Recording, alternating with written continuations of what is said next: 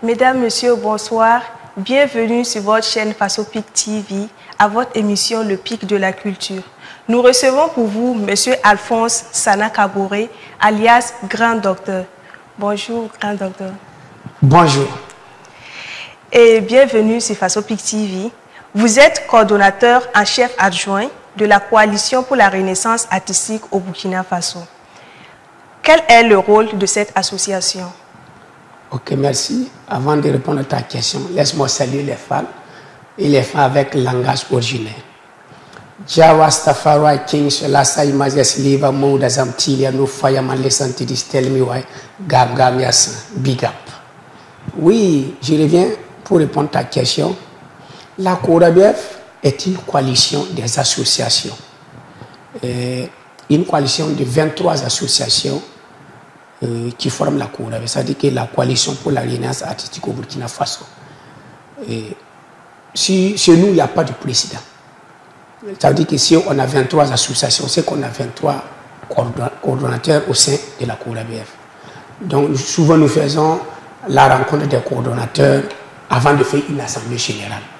Donc quand nous finissons de faire notre assemblée générale, chaque coordonnateur relaie les informations à la base et puis on convoque maintenant une assemblée générale. Donc on est bien organisé.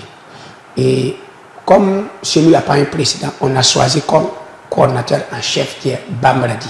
Bara Mamadi dit Bamradi, artiste musicien, dont vous connaissez. Et moi je suis son adjoint. Voilà. Donc la CORABEF. Et notre rôle, c'est de lutter pour l'amélioration des conditions de vie des artistes, musiciens, voilà, et le monde culturel.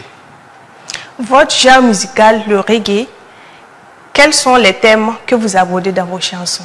Oui, mon genre c'est reggae et j'ai fait sortir mon premier album reggae en 2007, et le deuxième album en 2012 et le troisième en 2020. Et le premier est baptisé Trop c'est trop, qui montre déjà le rôle du reggae, le message qui va passer là-bas. Trop c'est trop, ça veut dire que trop de corruption, trop de dictature, voilà, etc., etc. La vie chère, voilà. Donc, les thèmes que j'aborde, par exemple, le premier album, j'ai dit non à la vie chère. Mon deuxième album, j'ai chanté contre le pouvoir à vie.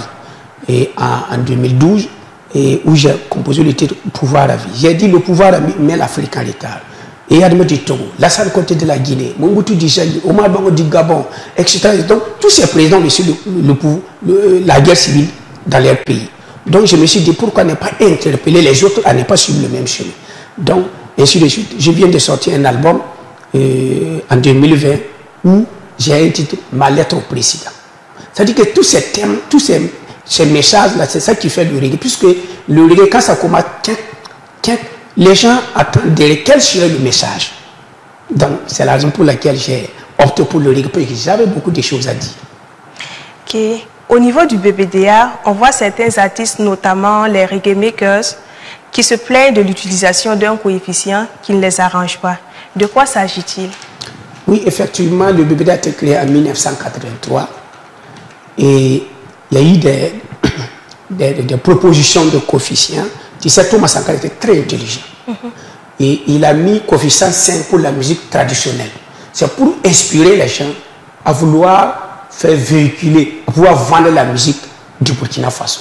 Et nous avons apprécié ça. Mais au fond, il y a eu des coefficients qu'on ne peut pas justifier. Prenez un exemple, si on dit le reggae est coefficient 1. On peut être d'accord.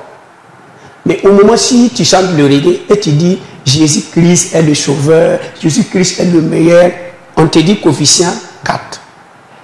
Mais quand tu dis non à la corruption, non à la dictature, c'est le même reggae, on dit c'est coefficient 1.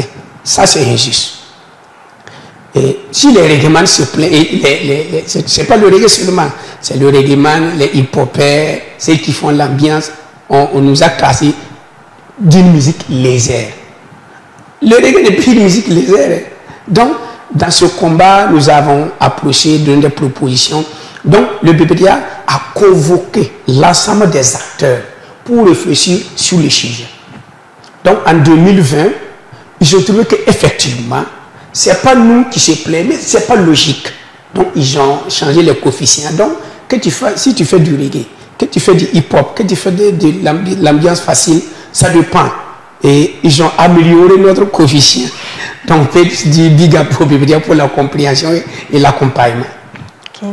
Dans le nouveau gouvernement, c'est une dame qui est à la tête de votre ministère de tutelle. Qu'est-ce que vous attendez de cette nouvelle ministre? Oui, voilà, on a eu une maman, une tante, effectivement, à la tête du ministère de la Culture. C'est très important. Et parce que vous, les femmes, même vous luttez contre le genre. Ici, on a enlevé un garçon, on a remplacé une femme. Peut-être c'est pour vous faire plaisir aussi. Maintenant, ce que nous attendons de la femme, c'est être attentif. Et regarder, surtout regarder quel projet il faut financer, quel projet il ne faut pas financer. Et nous conseillerons même à la nouvelle qui va s'occuper de nos activités à comprendre qu'il faut arrêter avec les petits financements. Un artiste vient, il a un problème, on lui donne 200 000. Et l'autre vient aujourd'hui, il a un problème, on lui donne 500 000. Non. Si on va rester dans ça, on va continuer. Ça veut dire qu'on aurait 10 ministres au sein du ministère de la Culture, mais ils ne vont rien changer. Il faut être ambitieux, il faut accompagner le projet à long terme. Il faut avoir une idée de créer quelque chose de sérieux. Même si tu ne pourras pas le faire dans les 5 ans, que celui qui va venir te remplacer continue ce projet. Et qu'au finish, tous les artistes vont en profiter. Surtout, toute la scène musicale, c'est-à-dire que le showbiz, y compris, va en bénéficier. Puisque c'est un secteur qui est rentable. Puisque le showbiz, la musique, que ce soit le cinéma, le sport, ça fait tourner l'économie. Et c'est plus rapide. On peut prendre des pays, un exemple comme les États-Unis. C'est grâce à le football, leur cinéma et puis la musique. Le Nigeria vient de... Le Nigeria a copié ça, il fallait que le Nigeria commence à partir avec les cinémas du sérieux. Donc, le ministre que nous attendons à ce qu'il mette du sérieux maintenant dans le finance, c'est surtout ça. Et être attentif parce que quand il vient dans une nouvelle maison, il faut écouter jusqu'au planton, il faut l'écouter. Il ne faut pas ignorer certaines personnes. Il y a des gens qui sont là-bas que tu vas ignorer, alors qu'ils ont des idées qui vont te permettre de pouvoir rentabiliser ce que tu dois faire. Donc, moi, en tout cas, ma proposition pour elle, c'est être attentif et ne pas suivre les mêmes financements d'avant, puisque ça ne change rien.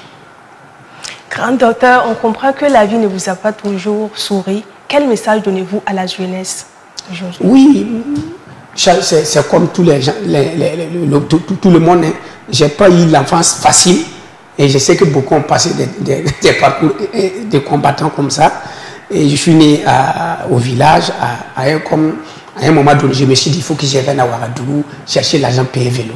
Bon, je suis arrivé à Ouagadougou et automatiquement mes idées ont changé. Parce que quand j'étais au village, et je te rappelle que je suis ici d'une famille polygame où mon papa a 12 femmes et maman est la 7e.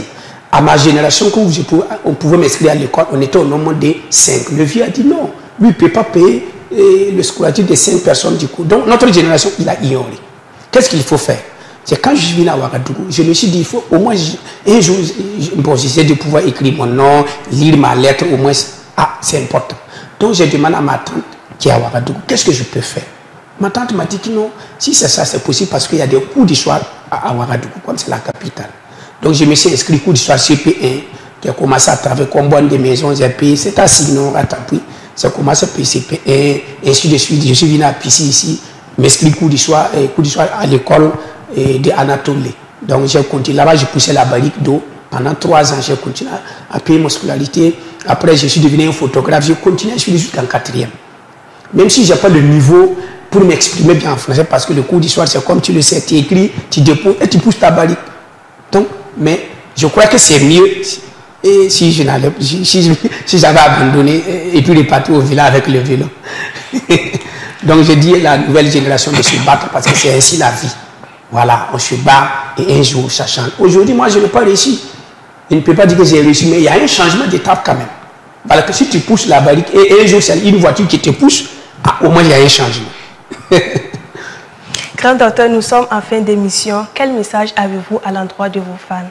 Oui, avant de pouvoir répondre à la question, je voulais brosser quelque chose au BBDA pour profiter, apprécier le BBDA, ce qu'on a fait là-bas, ce que le BBDA a apporté. C'est vrai que la CORABEF a contribué comme lutte, comme des propositions.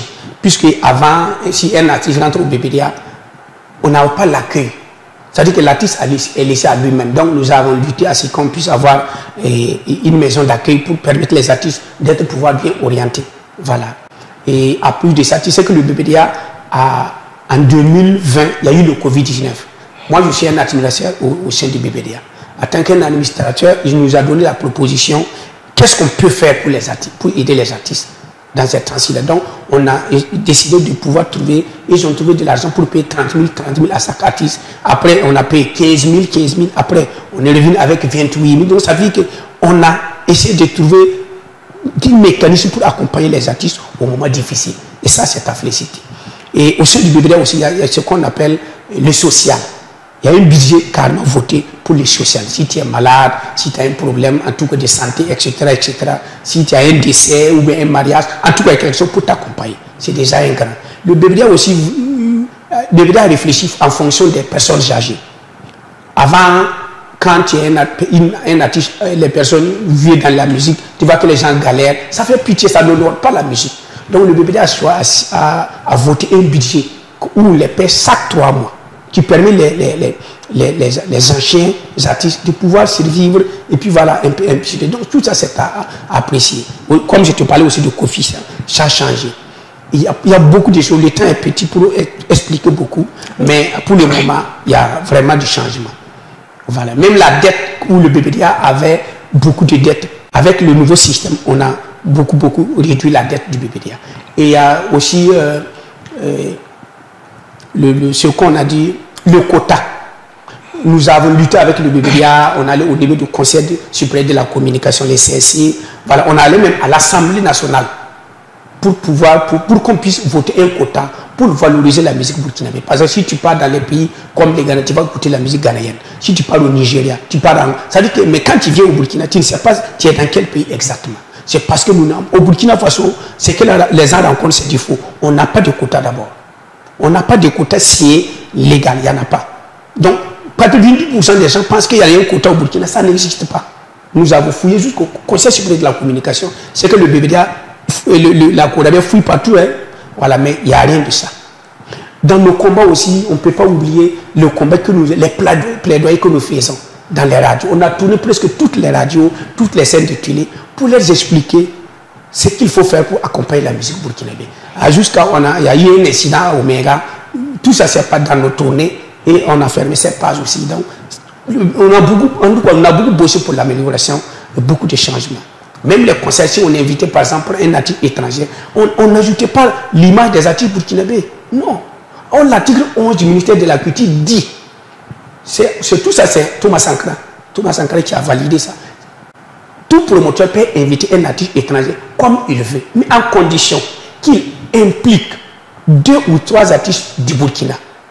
Mais ils ont brûlé l'article. Chacun se lève, il part ramener un artiste, les morceaux sacrés du Burkina, du coupé décalé. On met les affiches des artistes étrangers et on n'associe pas les images du Burkina Faso. Donc c'est une honte nationale. Nous avons lutté jusqu'à nous sommes allés à la gendarmerie pour ça. Et quand vous avez vu aussi, on a amené Maître Gims. Si on amène Maître Gims, on a des rappeurs ici, il y a Ishmati, il y a Likma, etc. Il faut les associer. On a refusé de les associer. Nous avons lutté jusqu'à, on allait encore à la gendarmerie pour ça.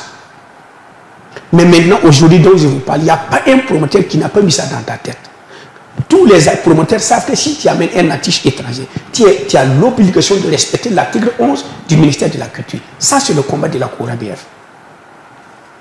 Le temps est petit pour expliquer tous ces combats-là. Il y en a plein. Merci à vous, grand docteur, d'être passé sur notre plateau. Donc, c'est déjà fini. Oui. Et merci à vous, chers téléspectateurs, d'être restés en notre compagnie. Restez connectés sur Faso Peak TV pour de nouvelles émissions.